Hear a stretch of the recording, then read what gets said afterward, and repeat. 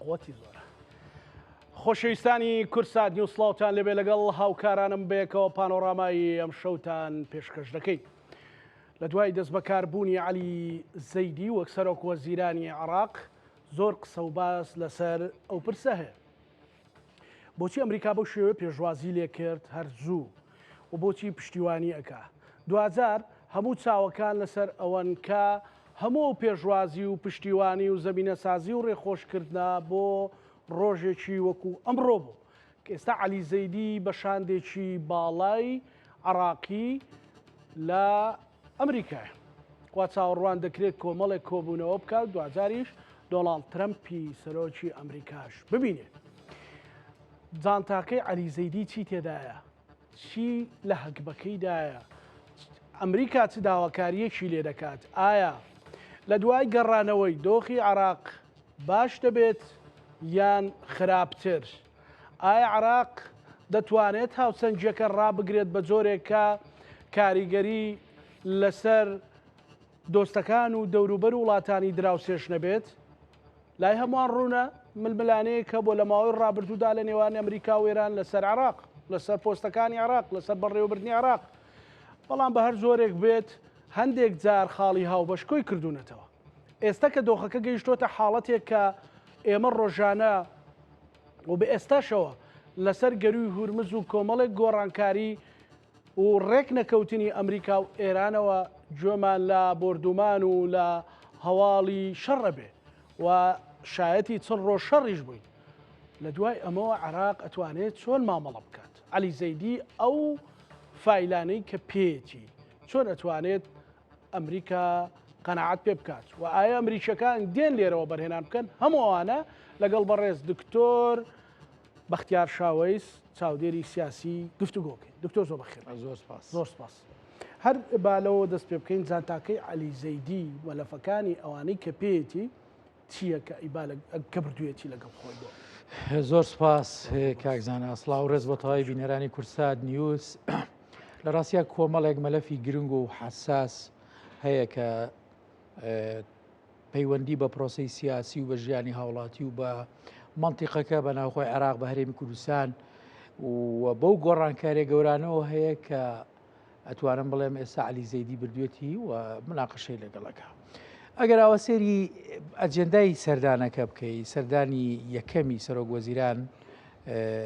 عەلی فالح زەیدی بۆ کۆشکی سپی وا دەرەکەوێت زیاتر مەلەفەکان مەلەفی اقتصادی و وەبەرهێنان و دۆسەی ئابووری و ئەو جۆرەشتانەیە،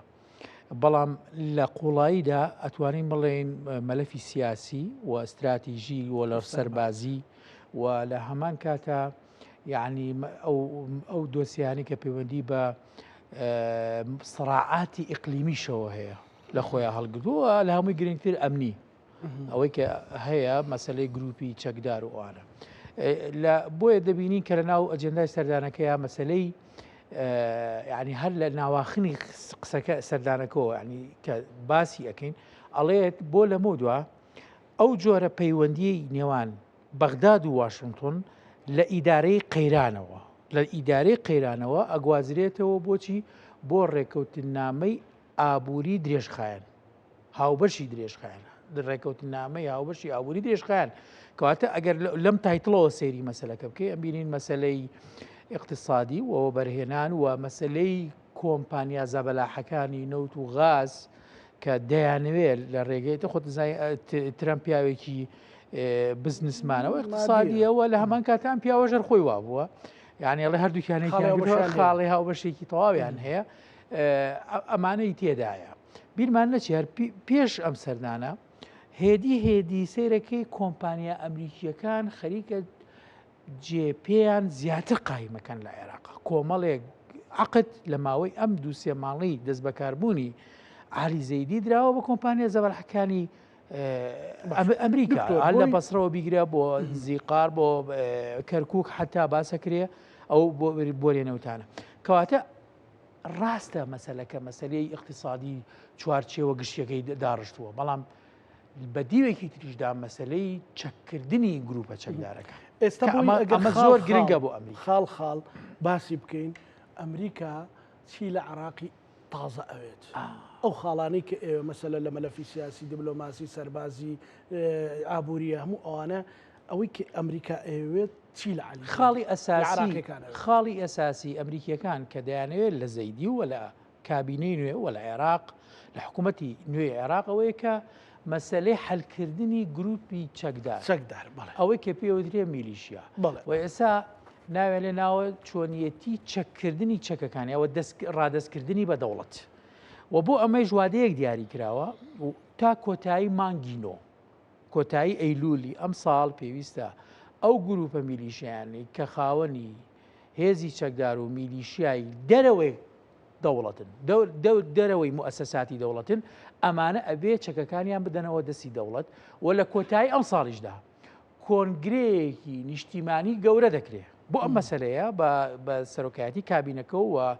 وڵاتانی دەوروبەریش بانگێشەکرێ و وڵاتانی نێودوڵەتیش بانگێشەکرێ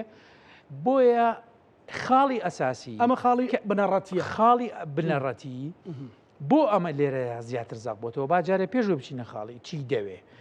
لێرەیە دەبینین لە ماوەی ئەو چەند مانگەی ڕابردوو کە شەڕی ئەمریکا و ئێران لە دوای 28 دووە دەست پێ ئەکا دەبینین گروپە چەکدارەکان بە ڕاستەوخۆ و ناڕاستەوخۆ دەبنە تەرەفی ئێرانیەکان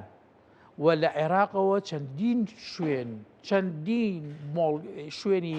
استراتیژی و بەرژەوەندیەکانی ئەمریکیەکان لە ناوچەکەدا لە کەنداوی عەرەبی لە کووەیت لە قەتەر لە ئیمارات لە کوێ ئەمانە هێرشی دەکرێتە سەر ئەمە یەک دووهەم لە ناوخۆشدا ئەم گروپە چەکدارانە بە تێڕوانینی ئەمریکیەکان بوونەتە هۆکارێک بۆ بەهێزبوونی هەژمونی ئێرانیەکان لە ناو عێراقا لە ڕووی اقتصادیەوە لە ڕووی وەبەرهێنانەوە لە ڕووی سپیکردنەوەی پارەوە یعنی بووە بە فەقەرەیەکی گەورە ئەم گروپە چەکدارانە کە با بڵێن تونێلێکی ڕاستەوخۆیە بۆ بژانەوەی اقتصادی ئێران لەو وەزعی کەتی کەوتووە واتە هەن ئەوە نیەم گروپە چەکدارانە لە ڕووی لە ڕووی سەربازیەوە کێشیان بۆ ئەمریکیەکان دروست کرد بەڵکو لە ڕووی اقتصادیەوە ئەتوانین بڵێن کە ئێران لەم کاتانەیە زۆر مانگانە چەندین ملیارد دۆلار لە ڕێگەی عێراقەوە لە شارە جیاوازەکان و لە دەواازە جیاوازەکانەوە ئەمە بە تێڕوانینی ئەمریکیەکانە بۆی ساکرێتەوە خاڵێکی تر لە ڕووی سیاسیەوە ئەم گروپە چەکدارانە لیستی پەرلەمانیان هەیە هەندێکیان هەنی ئەوانەی کە پیانەوتێ بەرەی مقاومە ئەمانە لە ناو پرۆسی سیاسیە ئەکتیڤن بە چالاکی کارەکەن لە ناو پەرلەمانە نزیکەی 80 ئەندامی پەرلەمانیانەیە دابەش بوون بەسەر لیستە جیاوازەکانە و لە ناو حکوومەتیشا وەزیریان هەیە ئێستا من بنبوونە پێ وەزیری پەیوەندیەکان مستەفا سەنەت زۆر بە ئاشکرا کە ئەمە کەسێکە پێشتر ئەندام پەرلەمان بوو بە وازەحی لە گروپی مقاومە لە گروپی ئێرانەکانەوە نزیکە و مقاومەیە کە ئەو گروپانی کە پێیتر ناوئین خۆ دەزانی سەید شوهەدایە و نوجەبایە و حیزب اللهە و ئەنسار اللهە و زۆر زۆرە وەالحاصڵ ئەمانە لە ڕووی سیاسیشەوە کاریگەریان هەیە لە ناو پرۆسی سیاسی عێراقا و بێلایەن نین خۆشیان نەیان شاردوێتەوە زۆر بە وازەحی ئەمەیان وتووە کە ئێمە ئەسڵەن دوێنێ یەکیان بە ئاشکرا دەڵێ ئێمە بە فتوای ئایەتوڵا خامنەیی دروست بووین بۆ حەلکردنی ئێمە پێویستی کەواتە ئەوەی کە چەکداریە مەسەلەکە هەر ئەوە نییە کە ببنە پرۆکسی ینی بۆ ئێران بەڵکو لە ڕووی ئابوووریەوە دەست بەسەراکردنی ئابوووریەوە مەسەلە لەو هەموو لە ڕووی ئابووری وەک باسمان کرد لە ڕووی سەربازی لە ڕووی ئەمنی دارەکان لە ڕیشە کێشانیان بۆ ئەوانەیە نەکرد بۆ تەنها بۆ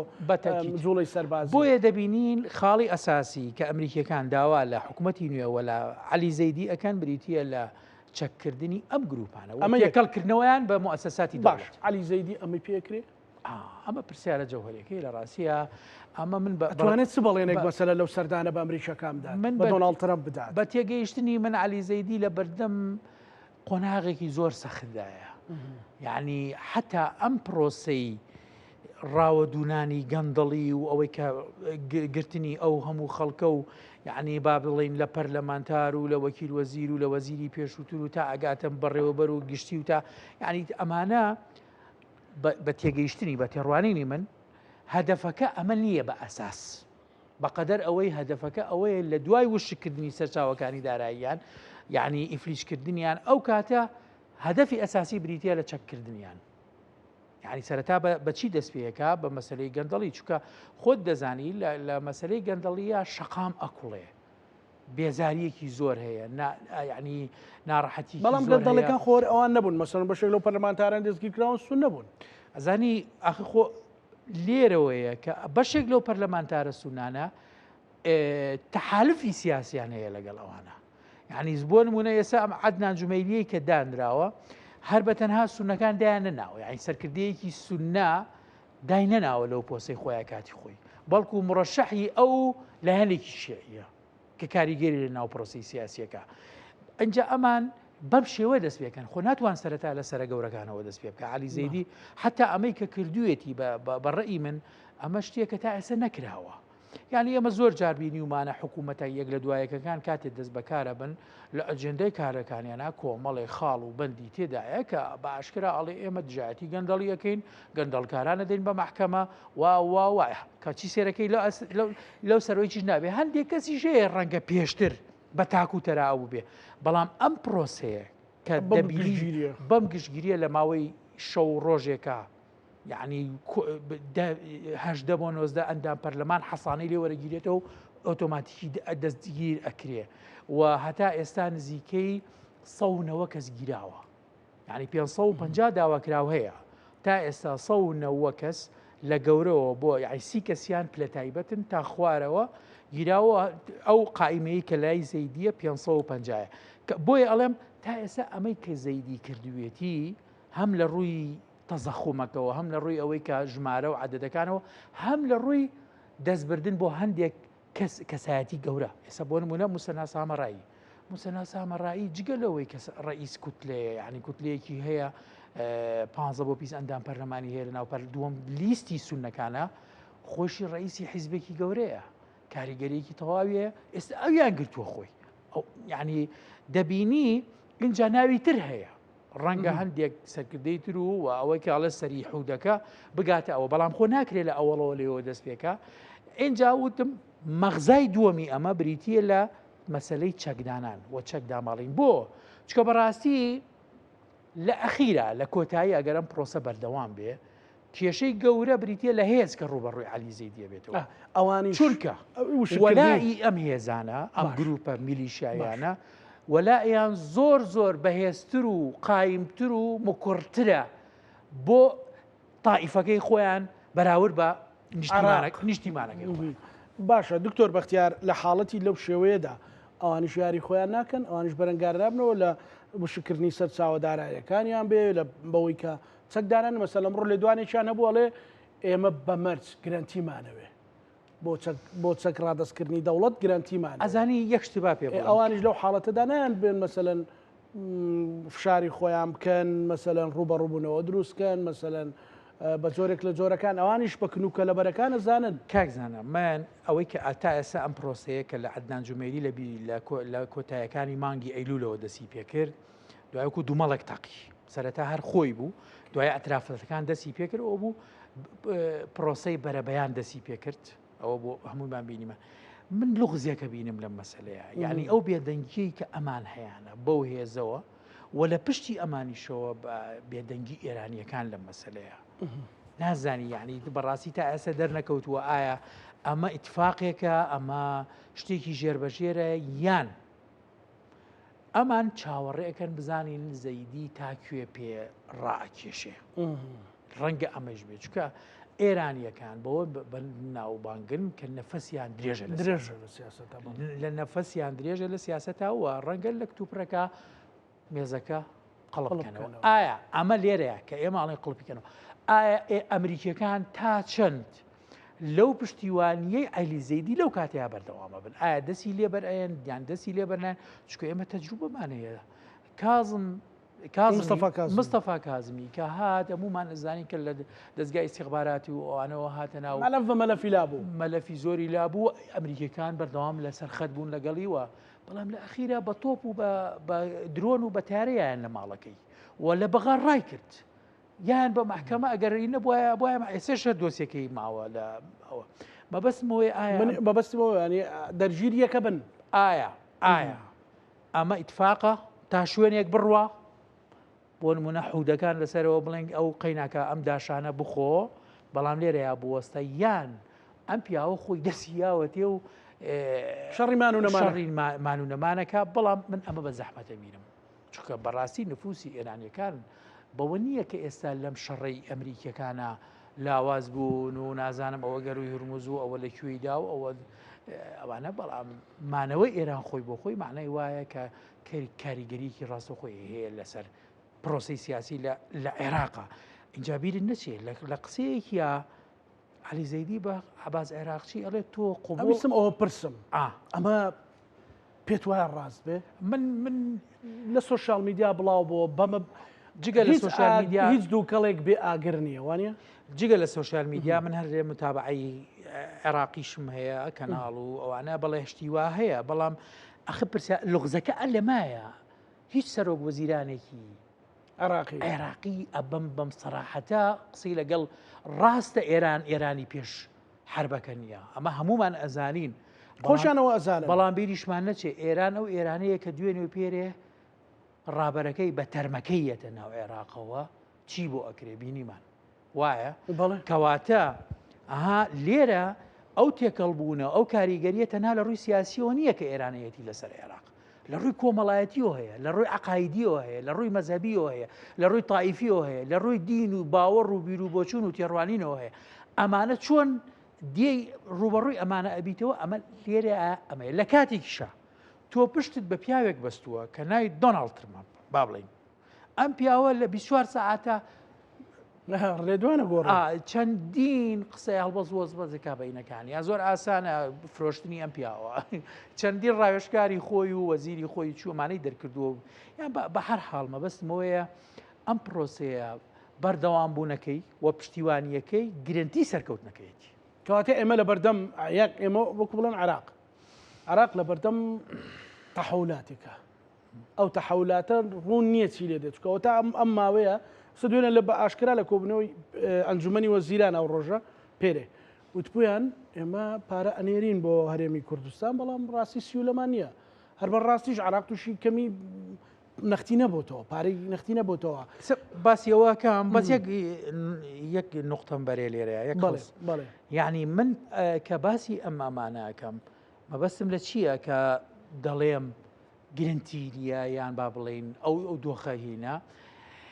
یعنی پرسیارەکەی جەنابەت بەو ئاراسی ڕۆی ئایا چی لە زەیدی داواکەن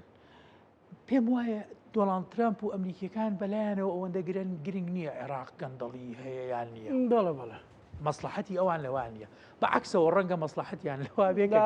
بێ بۆ و پێ ئەم پیاوە دۆناڵد ترامپ هەمووانە زای پیاوێکی بزنسمانەوە زیاتر بڵێ مەرحەباڵە چەنەی پێەیە ئەمە خۆشتێکە وازەحە خۆی نایشارێتەوە هەیە ئیشارێتەوە بەس ئەو نەیشاروێتەوە کەواتە لێرە هەدەفەکە گەندەڵی نییە هەدەفەکە ئەوە نییە کاکزانە چەنی خواردو و چەنێنێت وانە هەدەفەکە یەکەمیان وتمان چەکردنەکەیە دووەمیان ئەوەیە کە ئەمانیان لێ وەرەگیرێتەوە ئەیخۆخۆ ئەویش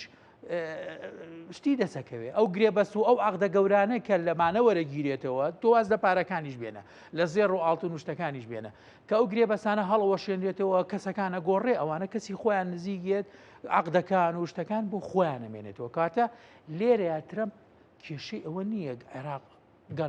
گەندەڵ نییە پارە ئەخورێ یان ناخورێ بەڵکو کێشەی ئەوەیە زۆرترین دەستکەوت لەم پرۆسەیە لە ڕووی ئەقتصادیەوە بۆ خۆی و لە ڕووی ئەمنیشەوە بە چەککردنی میلیشیاکان هەر بۆ خۆی بێت عێراقێک کە هێشتا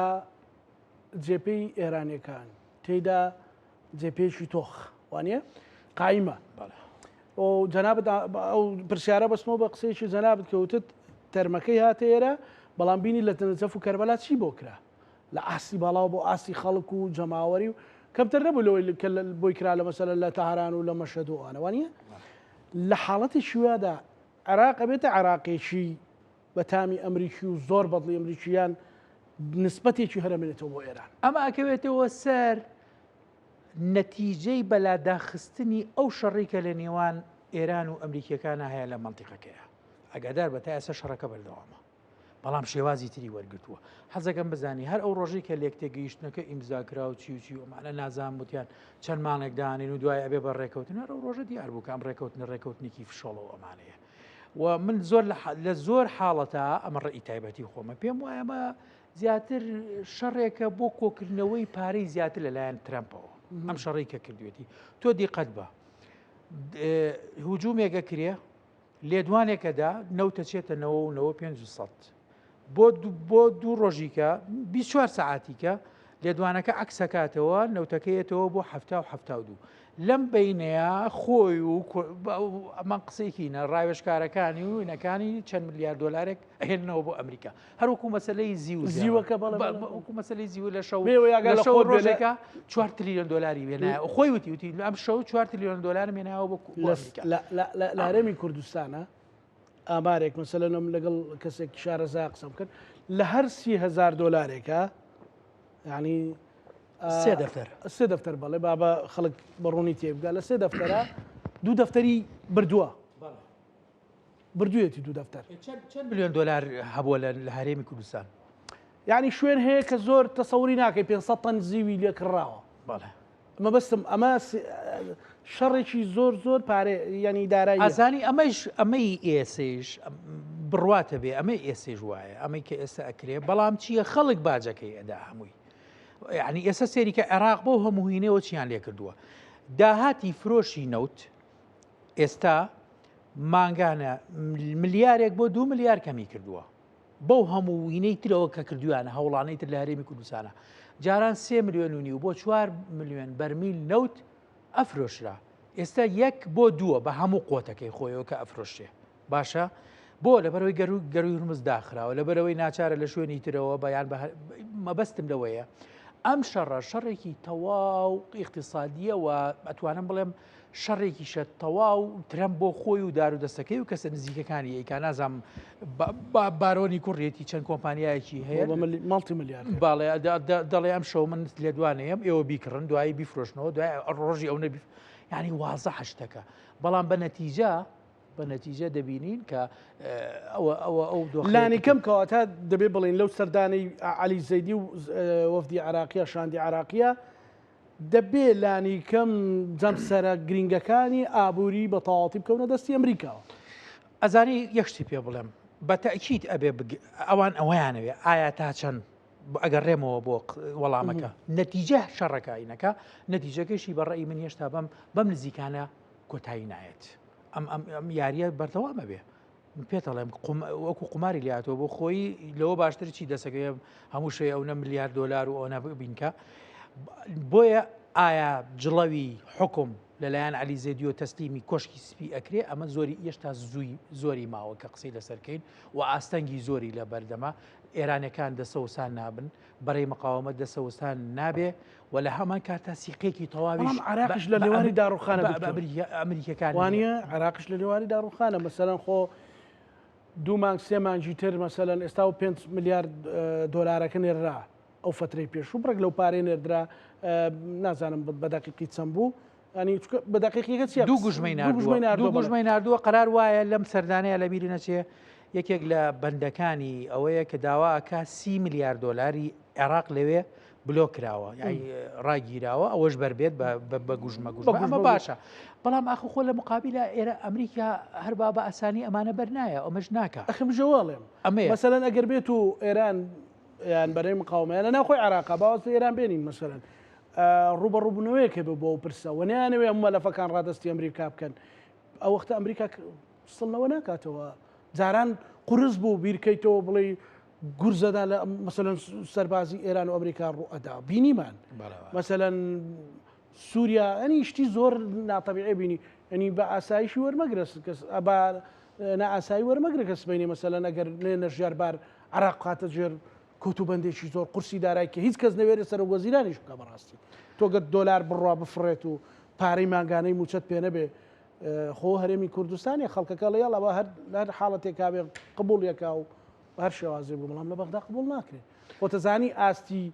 خۆشەویستی نیشتیمان حب الوەتەن لە ناوەڕاست و باشوور وەکو ئێرە نییە ڕاستە وانێ بەتاکید وایە ئێمە بیرمان نەچێ زەیدی خۆی ئەسڵەن مبارەکەی ئەمریکیەکانە ئەبێ ئەوە بزانین و لە دۆخێکی زۆر حساس و دۆخێکی پڕ لە گرێژنایە هاتە نزیک سەری هەڵا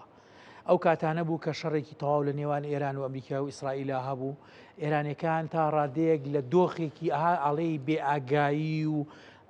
چۆن ئەڵەی ئێرە ئەمریکەکان فرسەتێکیانێنا ئێران لەو کاتەیە شەڕی مان و نەمانیە کرد شەڕیەوەیە کرد نەڕوخێ ئەو هەژمونەی لاواز بوو تۆم بارک لەگەڵ فایق زەیدی ئیتفاقەیەک کراوە لە نێوانیانە عەلی زەیدی هاتوۆتە پێشەوە تۆم باراکی ژەزاین کە ئەو پیاوەیەکە لە مەنتیقەکەیە چۆن ئەجوڵێەوە حرەکە ئەکە ئەبڕۆیش خۆی گیاندەوە بەڵێ چوەتەوە بۆی لە کۆبنەوەکان ئەوە بێت بۆیە من پێم وایە ئەم پرۆسەیە هەم چەکداماڵین هەم جانتاکەی عەلی زەیدی بە دۆسیەی ئەمنی اقتصادی وەبەرهێنان سیاسی سەربازی دیبلۆماسی هەموو ئەمانە هەر هەمووی لە ئێستاە محکومە بەو شەڕەی کە لە مەنتیقەکە هەیە ئایا تا چەند ئەتوانێت سەرکەوتوو بێ و لە هەمان کاتە ئێرانیەکانیش و بەرەی مقاومەش من پێم وایە هەروە دەسەوسان نابن و هەروە ڕۆڵی سیرکردن و تەماشاکەر نبینن ئەم پیاوە بە ئارەزوی خۆی هەرچەندە لێرە و لەوێ دەنگێک هەیە ئێستا بۆ منە ئەمان حەکیم ئەڵێ ئێمە هەمومان لەگەڵ چاکسازین و لە دژایەتی گەندەڵین بەڵام نابێ بەم شێوەیە هێز بژوڵێنرێ و بگیرێ و هەر بیل مناسبە مدیری حسێن تاڵیبیان گەرێ هەر بە یەک سیارە ڕۆژموتیاوە لەبەر خاتی تۆ ئەوماگەلی بەڵام مەبەستم لەوەیە ئەم پرۆسەیە زۆر جار مستەلاحێگەیە حەز ناکەم بکەمە یان ئەفڕێیان ئەوی تر نێگەیە زەیدی والەیەکە یان کۆتایی بە زەیدی دێ یان زەیدی ئەبێ بە نەکەر بە زەیدی بە حکوومەتی عراقیش مەسەلەن تا ڕادەیەک بەو سیستەمی حکومڕانی و بەڕێوەبردنە ئەوەیان تا ڕادەیەک من بە قورسیە ببینم ئەمە ئاوا بینکەین شەڕەکە پەڕیوەتەوە ئێستا ئەمڕۆ پێشاتێکی نوێ بوو مەسەلەن ئێستا ئەوان چەند فشار لە گەروی هورمزەکەن ئێستا ئەمڕۆ بۆ نیشتێکە هات کە ئێرانی ئامادەکاری بکە کە فشار لە گەروی بابلمەندە بکە مەسەلەن ڕۆیشتنی فڕۆکەیەکی یان تیارێکی ئێرانی و سعودی هاتە سەرخەت و لە فڕۆکەخانی سەنعایدا و دوایی فڕۆکەکە هەرنیشتەوە و ئەوانە حوسیەکان هەڕەشیان کرد ئەمە بوونی شتێکی لێدێ کە ئێران ئەوێت بەکو چۆن ئەڵەی زەربەیەکیش ینی جۆرێک لە جۆرەکان لە سعودی و ئیمارات کێتە ململانەیە یان گەروی بابلمەندەب ئەویش بکاتە دۆخێکەوە ئەمانە عێراقیش بۆ ئەمریکەکان بێگومان لە بدۆخە زۆر و جامزانە و سبلیتە یەکچی بۆ گەرمان نەبێت دۆخی عراق و ئەمریکا زۆر گەرمە یەک نمونە یعنی بۆ باسکەم لەو هەموو شەڕە گەورەیە کە ڕوویدا طبعاً هەموو ئەوانەی کە بەرەی مقاومەن و پەیوەندیان بە ئێرانیەکانەوە هەیە یان دەست و پێی ئێرانیەکانە لە ڕۆژەڵاتی ناوەڕاست لەو مەنتیقەیە ئەزانی عێراقی ئەو نەبەلاوە مهم بوو خۆی ئەیوت ڕاستەخۆ نابێ بەشداری شەڕەکەکەن ڕاستە لێرە و لەوێ ئەها نەکرا بەڵام سێریکە حوسیەکان لە دوو سێ هێرشی بچووک بەشداری پێکردن وتی بۆ کاتی ئەوانە ئەوە بەڵام لەولاوە لەگەڵ ئەوە حیزبوڵای لوبنان و حەماس و ئەوانەی هەمووی خسۆتە بەرەی ناو شەڕەکەەوە بە قوڵی تا ئێسش بەردەوامە حیزبوڵە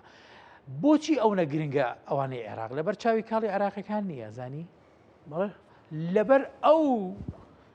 پاشخانە گەورەیە کە لە ڕووی اقتصادی و لە ڕووی یعنی وەکو وتم تێکەڵاویە گەورەی لێرە باشتر پیانەکرێ بەڵێ لەبەر ئەوە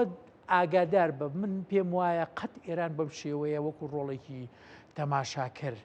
نبینێ ئاخر تۆ سێری کاڵێ ئەڵێ بە ئیسماعیل قائانیان وتووە کە شوێنەکە ئیسماعیل قائانی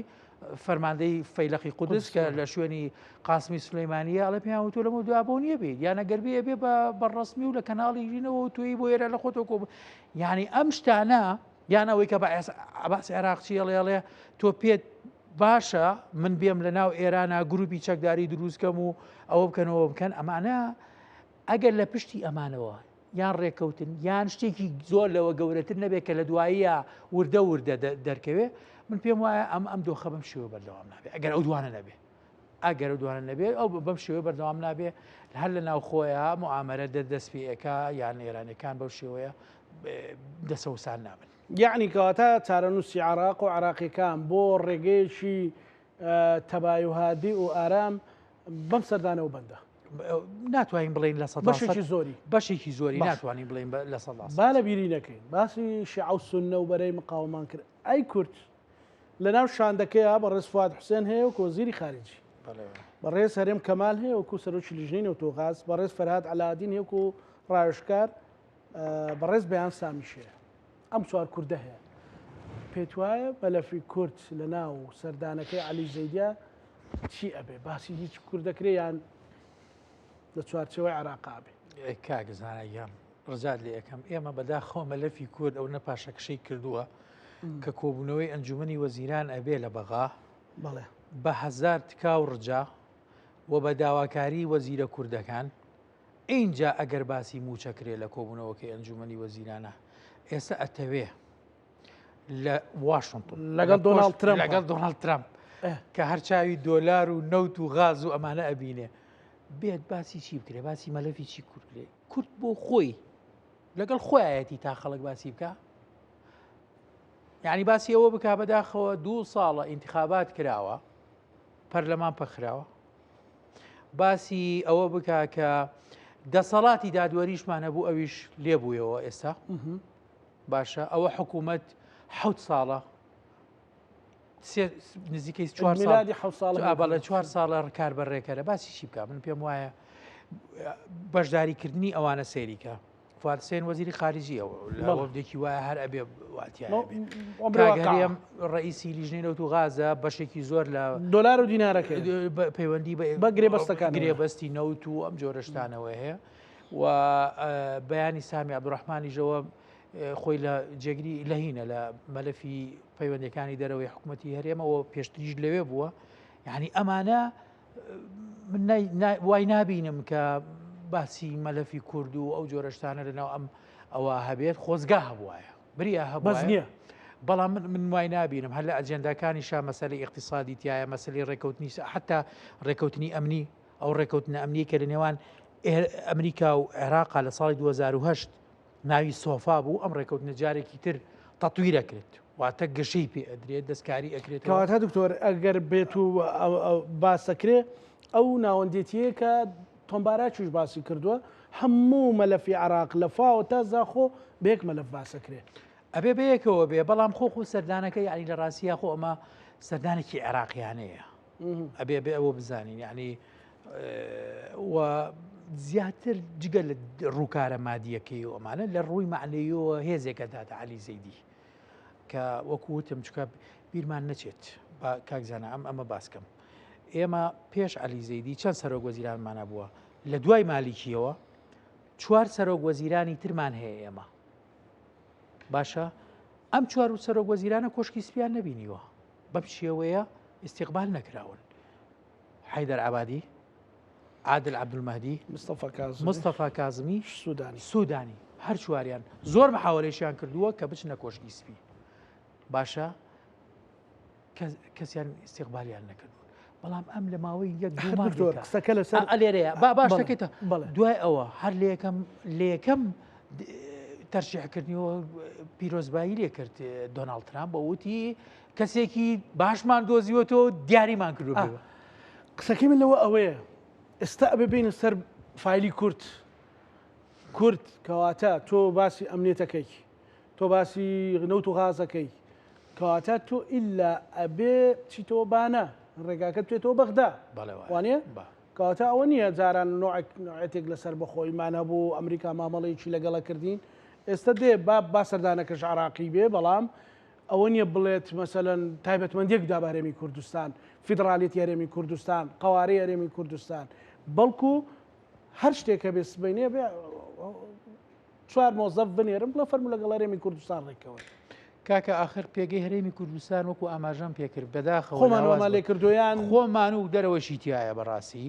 و خۆمان بە تایبەتی خۆمان یعنی ئەو پەرتەوازەیە کە لە ناو ماڵی کووردا هەیە ئەو شەڕەی کە بەردەوام کە دایمە کورد بۆ ناسراوەتەوە کە لە ناو ماڵی خۆیان خۆخۆرە کە با بڵێن بێگانە پەرستە بەداخەوە کە هەموو شتێکە بەڵام لەگەڵ خۆیان یعنی ئێستا تۆ ئەگەر ماڵەکە بەهێز بواە هەردوو هێزەکە بە تایبەتی بەیەکەوە لە بەغا مفاوەزاتیان بکردایە کاکە بیری نەچێ عەلی زەیدی تا ئەو کاتێک کە هات بۆ هەولێر فراکسیۆنێکی لەوێ بەشداری کۆبنەوەکانی پەرلەمانی نەکردبوو بایکۆتی کردو فراکسیۆنی پارتی باشە خۆتیان وڵا هاتووە ئەویش بێنێتەوە بووە چۆن ئەکرێ بەم شێوەیە بەم شێوە بیت و وەزعت بەم شێوە بێ پەرلەمانت دوابێ حکوومەت دوابێ دۆخی هاوڵاتیان و موچە ئەمڕۆ چەری ماڵە 48 مانگە 48 ماڵە لە 50 ماڵە موچەکە دابەشەکرێ بەیان نەدوو بەیانی دابەش ناکرێت بەیانی 49 ڕۆژی چوارشەمە لە 50 ماڵە لە شەمەش تەواوە بێ لە 50 مانگە ئەنی بەڕاستی خەڵک کارەساتە کە بە زۆر بە سادەی ئەڵم 48 مانگە ئاخە دەخۆ بەڵام بەڕاستی واقع خەڵک لە جەژنی لەو 48 مانگە جەژنی قوربان 20 مان موچە وەرگیراوە ئەوە ئەسا ئێمە دوای ئەم هەفتەیە ئەچینەوە دووەم مانگە عین دەبێ بە دوومان خەڵک موچە وەرنەگرێ یعنی مەبەسم لە ڕووی اقتصادی و دۆخی ژیانی خەڵک لە ڕووی سیاسی و لە ڕووی دامەزراوەکانی حکوومەت و پەرلەمان و دەسەڵاتی دادوەری و لە ڕووی ئەو شەڕە نەگریسێ و ئەو پەیوەندیانەی کە لە بەغا بەو شێواویە هەیە باشە کێ ئەکرێ بە یعنی چۆن باسی پێگەی کورد بکرێ باسی دۆزی کورد لەکوێ بکرێ بیری نەچێ سەردەمانێک بوو سەرۆکی هەرێمی کوردستان و جێگر و ئەوانەی کە پارتیوەکێتی بوون بەیەکەوە لە کۆشکی سپی لەگەڵ باراک ئۆباما دانیشت وێنەکان ماوە پێشوازیان لە یەکراوە بێجگەلەوەی کە مامجلال بەردەوام یعنی خۆی کە لە بەغا بووە بەشێکی زۆری ئەرکەکان و کارەکانی و هەدەفەکەی لەگەڵ یعنی دیوە عێراقیەکەدا خزمەتی هەرێمی کوردستانەوە هەر مامجلال بوو پەیوەندیەکانی هەرێمی کوردستان و هەولێر لەگەڵ ئەنقەرەیە زیندوو کردەوە چاکی کرد هەر مامجلال بوو لەگەڵ ئێرانەکانە هەر مامجلال بوو لەگەڵ ئەمریکی و لەگەڵ کێکی ئەمانەیە هێنا ئێرە کۆمپانیەکانی سەر یعنی ئێستا کێ بیکە من لە تۆ ئەپرسم تۆ باز ئەوە پرسی لە بن ئەڵێ ئەبێ ئایا لەم سەردانەیە باسی کورد ئەکرێ دۆزی کورد چی کێ بیکە و کێ باسی بکە تۆ وەزعت بەم شێوەیە ناخرێ کاتی خۆی کە سەرۆک مامجلال مەسەلەن سەرۆک کۆماری عێراق بوو وەزیرێک وەزیری دیفاعی ئەمریکی وەزیری خارجی و ئەوت حەزەکەم سەردانێکی ئەگەر لە پرۆتۆکۆڵەکەشیانە بووە ئەوت سەردانی هەرێمی کوردستانیش بکەی برام کاک مەسعود ببینی مەسەلەن برام کاک نێچیر ببینی مەسەلەن ئەی ناردن ئەوە اعترافی خۆیانە مەسەلەن اتفاقیاتێک هەبوو مەسەلەن کە ئەڕۆیش بۆ سەردانێکی وها مەسەلەن بۆ نەتەوێ گرتوەکان کاک نێچیروانی لەگەڵ خۆی ئەبرد مەسەلەن لانی کەم شاندێکی کوردی بۆن و بەرامەیەکی کوردی تێدا بوو من ئێستا ئەوەی کە ئەی بینم سبینێکە بینەوە وەکو چۆنەوەی لە مەلەفی ڕێخستنی ناوچە سنووریەکان قاسم عەرەجیەی کرد لەگەڵ وەزیری ناوخۆ و لەگەڵ لایەن دەستگا ئەمنیەکانی هەرێمی کوردستانە بە دەستگای ئاسایشە و دەستگا ئاسایشی هەرێمی کوردستانەوە مەلەفێکی ناوەندێتی بۆ ڕاستی ئێستا خەمی من ئەوەیە کورد لەم حکوومەتە بەخراپ و بە چاچی داهاتوویدا کورد ینی چۆن ئەتوانێت خۆی بکاتەوە بە ڕقەمێکی لانی کەم حساب بۆ کراوە یەکەم شت ئەبێ ئەو دۆخە نەخوازراوەی ناوخۆ ڕێک بخرێتەوە ئەو پەرتەوازیە نەمێنێ و ئەو کە لە ڕقی و عینادیە سیاسی کە هەیە نەمێنێ ئەو خۆسەپێنیە نەمێنێ و ئەبێ سازشکردن ببێتە هەوێنی کارەکان و لەبەر خاتری خزمەتکردنی خەڵکی کوردستان ئەبێ بەرژەوەندی خەڵکی کوردستان بخرێتە سەروی بەرژەوەندیەکان ئەبێ ئەو ڕۆحیەتە هەبێ من گومانمەیە بەس ئەبێ هەبێت ومێ دەکەم ینی ئینشاءڵڵا خوا بکبی هەبێت بەڵام تا ئەوە نەبێ یعنی بۆ نمونە لەسەر وەزارەتێک حکوومەتی پەخستووە ئەمە نایەن بەوە ئەوە ئەدەم بەوە پەرلەمان بۆ کە کاران ناکرێتەوە ئەو جا کە ئەمانە دەسی پێ کرد ئیتر وردە ئەو تەبایی و ئاشتەواییە دروست بێتەوە ئەو کاتە بە یەک دەنگی وەگەڵوێسی تۆچی لەگەڵ بەغایە سن لەپەڕێنی بە قووەتەبی حساب و بۆ ئەکرێت کە بەغا حسابی بۆ کردی ئەو کاتە لە وەفدەکانی دەرەوە و لە پرۆتۆکۆل و لە دیبلۆماسیەکەیشەوە حسابت بۆ ئەکرێ ئەو کاتێک کە حساب و بۆ کرا لە کاتێکی وەفدێکی ئاوایە ئەی سەپێنی کە یەکێک لە ئەجێنداکانی کۆبوونەوەکەت نابێ هەر مەسەلەی ڕاستە پارە و دۆلار و تمەن و دینار و نەوت و غاز و چی ئەبێ یەکێک لە کە بەقوت بووی لە بەغاقە تۆڵی چۆنەوە هینە دروستە بێتەوە ئەو کاتە ئەجێندایە گەڵە ئەی هەرێمی کوردستان ئەی من ئەی چی ئەها بەڵام تۆ ئێستا ئاوا ناتوانی بە یەک وەفدی هاوبەش کاکە سەرۆکی کۆماری عێراق کوردە دەست بەکار بووە هەرچی دنیای پیرۆزبایی لێ کردو ڕۆژ باشە لەوێ سەرۆکی هەرێمی کوردستان هەر کووردە چووە بۆ بەغا نەیتوانیوە بچێ مەرحەبا چاکی لا بخواتەوە پیرۆز ڕەنگە خۆشی پێ خۆش بوو بێ ڕەنگە خۆشی پێ خۆش بووبێ ئیتر من ناچمە ناو تەفاسیلەوە بۆ نەچووە چێ ڕێگری کردووە کێنەبوو ئێ باشە خەڵک یعنی با ئێمە خۆ خەڵک نەخەوتووە قابلە عەرەبەکان ئەمە نەبینن قابلە ئەمریکەکان لەمە ڕابردوودا بەوەی بلبلانە و ناکۆچانە و شتیشمان لە دەستداوە بەڵێ لە دەستمانداوە لە هەر ئەم ناکۆچیانەیە کەوای کردووە کە لە زۆر ڕۆ یعنی ئێستا سێریگە جاران ئێمە لە ناو بودجێ عێراقیە لە ساحەفەمان بۆ دانرا ئێستا بۆ بەچەر بۆ بە چواردە ئەوە سەبوو بە ناردی موچە ئەوە لێ هاتووە بۆ بە مقاسە بۆ بەچی لە هەموو ڕوویەکەوە بۆیە خاڵی ئەساسی خۆمانین ماڵی خۆمانە ئەگەر خۆمان ڕێک بخەین ئەگەر یەک و یەک گرتوو بین یەگەڵوێز بین بە تەئکید لە زۆر شتا ئەتوانین ئەگەر نەیگەێنینەوە بۆ سەردەمی پێشووتری ئەوانە ئەتوانین یعنی قەرەبووی بەشێکی زۆر لەو زەرور زیانانە بکەین بۆتت گومانم هێلەوە ئەی گومان ئەمە چەند ساڵە دنیا تەکلیفەکە قونسڵ و سەفیری دنیا نەماوە کە داوای ئەوە نەکاکە ئەو دۆخە تێپەڕێنرێ و ئاشتەوایی و یەکگرتوی و یەگەڵوێسی لە کوردستانە هەبێ حتا پیا و ماقوڵ و کێوکە ڕۆشن بیر هەموو کەسێک ڕەخنەگر هەموو لایەک داوای ئەوە کاکە پێک بێن بەڵام بەداخەوە کە دەبینین کە ینی لایەنێک بە هەموو شێوەیەک نایەتە ژێربار و ئەو دۆخێشی دروست کردووە ئەوەی گومانەکە بەڵێ پێت وایە ئەوش بەردەوامە بێ و جۆرە لە سیاست تا عینادیکردن زۆر خراپە بەڕێی منەوە پەیوەندی بۆ عینادی سیاسیەوە هەیە و جۆرێک لە دیبلۆماسیەت و لە مرونەت لە ناو سەرکردە سیاسیەکانی ئێستای کوردستانە ناڵم بە مطلقی ناڵم دایما ئاگادار بە ئەوە نبینم آخر ناکرێتەوە هەر بڵێ هەم بەشەکەی من بۆ خۆم ئەوەی تۆشە خۆم نابێ ئەبێ خوێندنەوە دەبێ یعنی تۆ سێرەکەی تەداخل بکەیلەوەی کە نابێ لەگەڵ لایەنێکی ترا تەحالف دەبێ دوو لایەن آخر ئەمە نە لە دەستور زێرەمی کوردستان بۆ بەشبی گەورە و لە دەستورە هەیە مجموعە پەیجی ڕاست پاردۆ ڕۆ شەو تا ئێوارە جنێو بە خەڵک دکاک ئەزانی کاک ئەمە زارێمی کوردستان بەماگاتە کاک زانام سیاست کاڵێن بە عینادی نابێ ئەبێ بە مرونەت و بە دیبلۆماسیەت بێ ئەگەر بەوە بێ لە ڕووی پاوەەر و لە ڕووی باگراوند و لە ڕووی هێنیشەوە ئەگەر لاوازبی ئەبی بەبرا گەورە ئەبی بەبرا گەورە ئەگەر بۆ عقلێتی دیبلۆماسیەت و مرونەتە بیکەی من یەک شتووە گێڕمەوە دوێنێ بەیانی گوێم لە بەرنمەیەکەوە بوو بەرنمێکی عەرەبی و بوو پیاوێک بوو کوڕێکی گەنج بوو کاتی خۆی لەگەڵ یەکێک لە ئەندامانی ئەنجومەنی حکم لە کاتی معارەزەیە بەسەریعی گەڕمە بۆی بەرنامە لە کاتی معارەزە بوونا ئەو کوڕە گەنجە باسی یەکێک لە ئەندامەکانی ئەنجومەنی حکومیە کرد عیزەدین قەسام بوو ئەوەی کە بە تاقینەوەیەک لە بەغا شەهید بوو ئەندامی ئەنجومەنی حکوم بوو کاتی خۆشی لە معارەزە بوو لە سووریا لە ئێران لە لوبنان چی معارەزەی عێراقی بوو زۆر نوکتەی ئەوی گێڕایەوە ئەوانە هاتە سەر یعنی نوکتەی کاتی معارەزە دوای وتی ئەی لە دوای 2023 کە چوونەوە بۆ بەغا وتی پێوتە بە مجارەی و ئاگادار بە ڕۆژەکە بێ بەمەوە بۆ ئەوێ و ئێمە حکمەکەین وتی وڵا جارێک چوون ڕۆژەکە هات بەیەکەوە چوین و پێم وتی پێوتم ها ئەگالەیە ها نەموت ئەوەی سە من ئەندامی ئەنجومەنی حکومم یعنی وەکو سەر و کۆمار ئینما هەر مانگەویەکی دەوری بوو وتی ئەی وەزعتان چۆنە و چۆن نییە وتی وڵا هیچ مامەدەست نییە ئەوتی تۆ ناڵی سەرۆتی وتی بۆ ئێوە ئەندامی ئەنجومەنی حکمن مام جلالی لێ کاک مەسعودی لێ دکتۆر مەحموودی لێ دەیدەین هەمووتان و نازام ئەحمەد چەلەبیە عەیاد عەلاویە ئەمار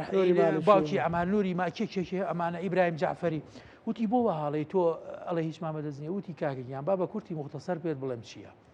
وتی ئێمە بری مەریەت ئەڵێ ئەبێ ئەم شتە ئەم بڕیارە دەرچێ ئەمە بۆ بدور ئەمەم بۆ ئینکەن ئەبێ ئاوا بێ بێ ئێمە شیعە و سوننە هەمومان ئەڵێ نابێ و ئەمە خراپە و ئەوە چی و چی ئەوانە ئەڵێ بریمەرە ڕوارە کۆبوونەوەکە جێ ئەڵێ و خۆی عاز دەکا ئەڵێ شەو جلال تاڵەبانی دەسەکا بە تەلەفۆنکردن لەگەڵمانە یانی یە ئەڵێ وەرە با چایە خۆین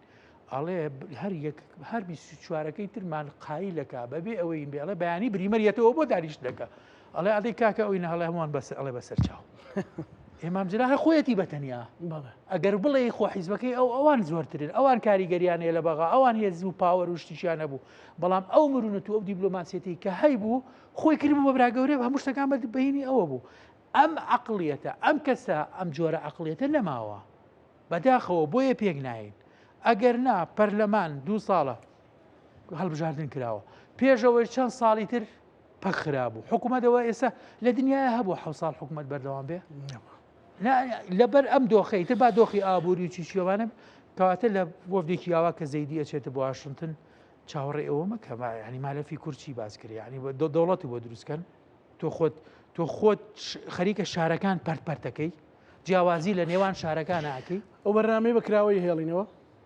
تا سەردانەکە تەواو بێ و دەرەنجامەکەی لانی کەم بە مانگێک بەدوایەوە بەرنامەی تریشەکەین ئینشاءالله زۆر سپاس بۆ بەڕێزم تۆر بەختیار شاوێست چادێری سیاسی زۆر سپاس دەکەم خۆشەویستانی کورسات نیوز لەگەڵ هاوکارانم بەیەکەوە پانۆڕامای ئەم شۆمان پێشکەشکردن ئێوەش هەموو لایەکتان ئەمانەتی خوای گەورە بن خواتان لەگەڵ